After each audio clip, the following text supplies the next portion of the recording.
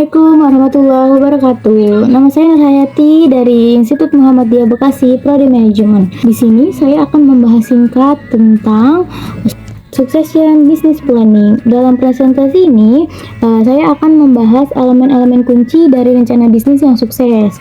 Nah, kita akan mulai dari definisi rencana bisnis dan mengapa membahas hal itu penting gitu.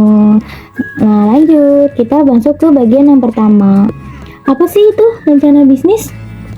Rencana bisnis adalah dokumen yang menguraikan tujuan-tujuan strategi dan proyeksi keuangan bisnis.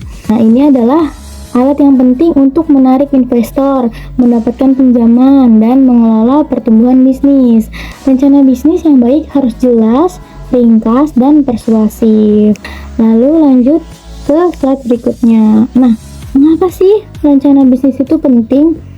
Rencana bisnis itu penting karena membantu kita nih untuk tetap fokus pada tujuannya. Kenapa sih kita bangun bisnis ini gitu. Terus membantu juga untuk menarik investor dan mendapatkan pinjaman. Nah, ini juga dapat membantu untuk mengelola pertumbuhan bisnis. Iya, jadi bisnisnya tuh nggak stuck di situ-situ aja. Lalu ini juga dapat membantu membuat keputusan tentang bisnis Anda agar menjadi lebih baik lagi. Lanjut ke bagian-bagian dari rencana bisnis. Yang pertama ada ringkasan eksekutif, deskripsi perusahaan, analisis pasar, strategi pemasaran, proyeksi keuangan, dan rencana manajemen. Kita ke slide berikutnya. Yang pertama ada ringkasan eksekutif. Ringkasan eksekutif ini meliputi visi dan misi perusahaan, deskripsi singkat tentang produk atau layanan, target pasar, keunggulan kompetitif, dan proyeksi keuangan. Kita harus tahu ya visi misi perusahaan kita itu apa gitu yang jelas. Makanya dalam membangun perusahaan itu atau membangun bisnis ya, dalam membangun bisnis itu harus jelas nih visi misinya, tujuan kita mau kemana, arah kita mau kemana. Lalu deskripsi singkat tentang produk dan layanan itu. Kalau kita nggak ada deskripsi yang singkat, gimana kita menarik pelanggan? Nggak bisa ya. Terus target pasar nih, wah target pasarnya gimana nih, kita sesuai nggak sama rencana kita gitu. Itulah mengapa bisnis yang sukses harus tahu target pasar yang cocok untuk bisnis itu. Terus keunggulan kompetitif dan proyeksi keuangan yang utama. Lalu ke deskripsi perusahaan. Deskripsi perusahaan ini seperti yang tadi kan deskripsi singkat. Nih yang sebelah sini. Lalu yang sebelah situ ada ada sejarah perusahaannya, struktur kepemilikannya, produk atau layanan yang ditawarkan. Oh, target pasar juga masuk ke sini. Namun di sini ada tambahan dari analisis SWOT, kekuatan, kelemahan, peluang, dan ancaman. Kita juga harus tahu, kita harus juga rencanakan ada nggak nih kekuatan yang ada di perusahaan kita, atau kelemahan nih daya saingnya misalnya. Terus peluang dari bisnis kita ini apa, biar bisa dikembangkan untuk masa depan. Lanjut ke slide berikutnya ada analisis pasar. Nah, di sini kita harus analisis nih. Kalau tadi kan kita menentukan targetnya nih ya. Nah, setelah targetnya kita analisis lagi pasarnya. Misalnya ukuran pasarnya nih, kita mau masuk ke pasar yang mana, pasar yang kecil atau yang besar gitu. Terus di tren pasar juga nih kan banyak tuh tren-trennya. Misalnya lagi tren apa nih, kita harus menyesuaikan juga. Bisa juga kita mengikuti tren itu atau kita membuat inovasi baru gitu. Terus kebutuhan dan preferensi pelanggan. Nah, di sini kebutuhan pelanggan tuh apa, preferensi dari pelanggan tuh apa, kita juga harus tahu dan harus direncanakan. Lalu ada analisis pesaing. Kita juga tahu nih banyak bisnis yang sama dengan kita, jadi kita mempunyai banyak pesaing.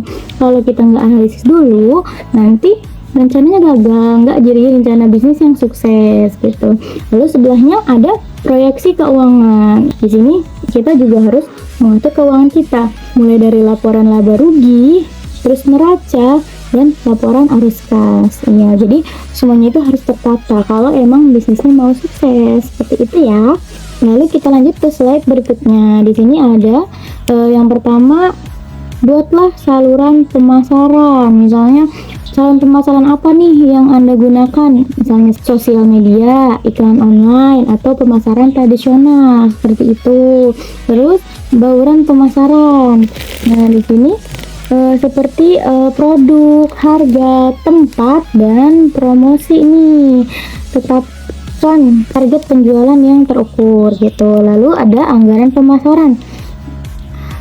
Untuk pemasarannya ini kita tetapkan juga anggarannya agar tidak rugi ya. Lalu di sebelahnya ada rencana manajemen. Rencana manajemen ini meliputi tim manajemen, struktur organisasi, dan tanggung jawab dari tim tersebut. Lanjut yang ke bawah ada tipsnya nih. Aku punya tips bagaimana agar rencana bisnis ini menjadi sukses. Apa aja sih tipsnya?